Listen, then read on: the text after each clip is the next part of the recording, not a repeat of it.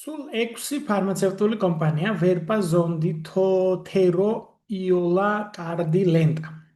გარკვეული პერიოდის განმავლობაში ერთმანეთის წინააღმდეგ პატენტურ დავებს აწარმოებდა. ცნობილია, რომ თითოეულ დავაში მხოლოდ ორი კომპანია მონაწილეობდა. კომპანიათა არც ერთ წყვილს ერთმანეთთან ერთმანეთი დავა არ ჰქონია. ვერპა მოთხი მოიგო, ერთი წააგო. ზონდსა და ლენტას შორის დავა მორიგებით დასრულდა. ზონდმა და ლენტამ ორ-ორ დავაში მიიღეს მონაწილეობა. ესე იგი, მრავალპირობიან ამოცანაში, რა თქმა უნდა, მნიშვნელოვანია დაკონსპექტება. ამ კონკრეტულ ამოცანაში რა კი წყვილები გვაინტერესებს, თითოეულ დავაში მხოლოდ ორი კომპანია მონაწილეობდა.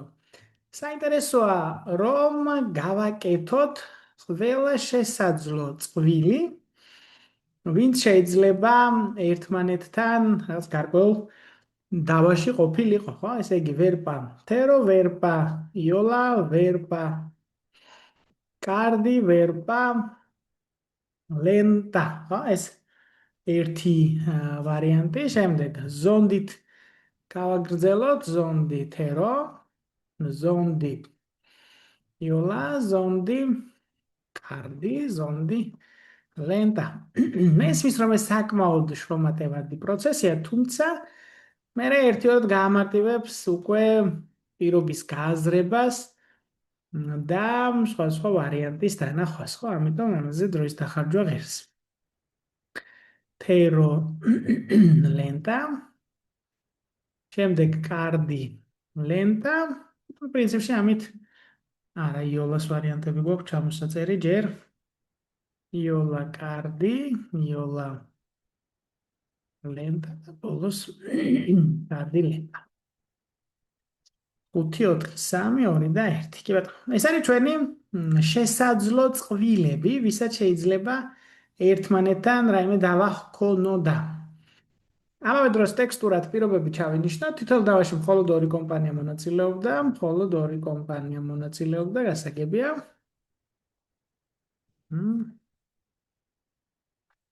მეორე. კომპანიათა არც ერთ წყვილს ერთმანეთთან ერთმანეთი დავა არ ჰქონია.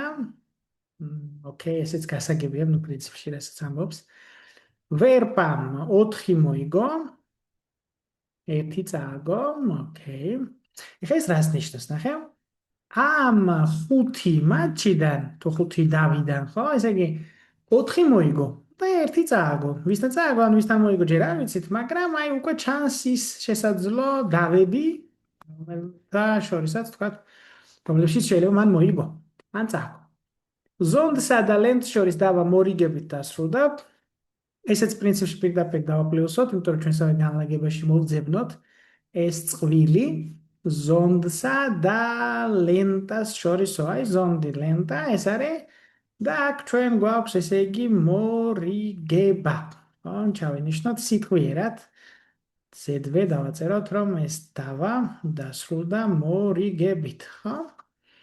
ოკეი, ზონდმა და ლენტამ ორ-ორი დავაში მიიღეს მონაწილეობა. ნახე ხას რას ამბობს, ხო? ზონდმა და ლენტმა თუ ორ-ორ დავაში მიიღო მონაწილეობა,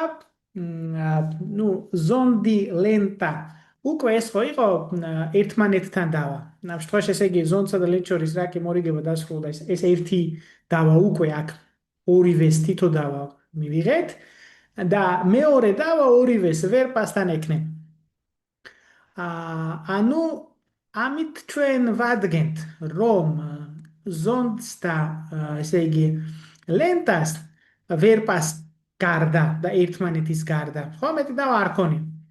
ანუ ეს ნიშნავს იმას, რომ ვარიანტების რაოდენობა ძალიან შეგვიმცირდება ახლა და ყველა შესაძლო დავა, სადაც ზონდი ან ლენტა არის ნახსენები, უნდა გამოვთიშოთ ვარიანტებიდან, იმიტომ რომ ზონდის და ლენტას ორ-ორი დავა ჰქონდა, ერთმანეთთან დავა ეს 1 და ვერპთან დავა ეს 2, ხო?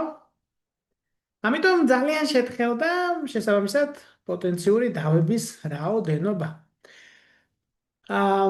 პრინციპში ამით ჩვენ შეგვიძლია დაკონსპექტების და წინასწარი მსჯელობის ეტაპი დავასრულოთ და შევხედოთ პირველ შეკითხვას. ჩამოთვლილთაგან რომელი შეიძლება იყოს ჭეშმარიტეო? თერომ სულ სამ დავაში მიიღო მონაწილეობა. თერომ ერთი დავა, ესე იგი ვერპასთან გამართა, კი ბატონო, ეს ერთი. თერომ შეიძლება იოლასთან და კარდისთანაც გამართა. და ამიტომ შეიძლება რომ თეროს ჰქონოდა სამი დავა. ამ ხელ პირველი კარგი მსჯელობა დასაშვებია.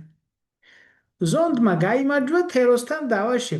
ზონდი თეროს ესე იგი დავა ჩვენ გამოვთიშეთ პროცესიდან, იმიტომ ეს დავა არ ჩატარებულა, ვერ შედგებოდა, იმიტომ რომ ზონდის ლენტასთან და ზონდის ვერპასთან უკვე აქვს ორი დავა და მესამე დავა პირობის თანახმად არ გვაქვს.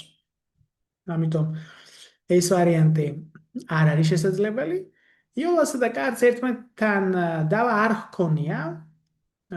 შესაძლებელია. ნახეთ ჩვენ ახლა იოლა კარდის დავაზე დადასტურებული ინფორმაცია არ გვაქვს, ხო? შეიძლება მათ ედავათ ერთმანეთთან, შეიძლება არც ედავათ, ხო? ანუ ამაზე ჩვენ ინფორმაცია არ გვაქვს, ამიტომ ეს შეიძლება იყოს ჭეშმარიტი, რომ იოლასა და კარს შორის დავა არ ყოფილა. ამიტომ ამ ამოცანაში მე-12-ში პირველი და მესამე გამოვა სწორი. შემდეგი. რა გვაქვს ჩვენ აქ? თუ ცნობილია, რომ კარდმა სამ დავაში გაიმარჯვა. ოკეი, მაშინ შეკითხვა შემდეგ დავიკითხოთ. ჯერ დავაკვირდეთ მოდი პირობას. კარდი მოვძებნოთ, ესე იგი კარდი 1, კარდი 2, კარდი 3. თუ კარდმა სამ დავაში გაიმარჯვა, ესე იგი აი ვერპასთან კარდიმ გაიმარჯვა, თეროსთან კარდიმ გაიმარჯვა, იოლთანაც კარდიმ გაიმარჯვა.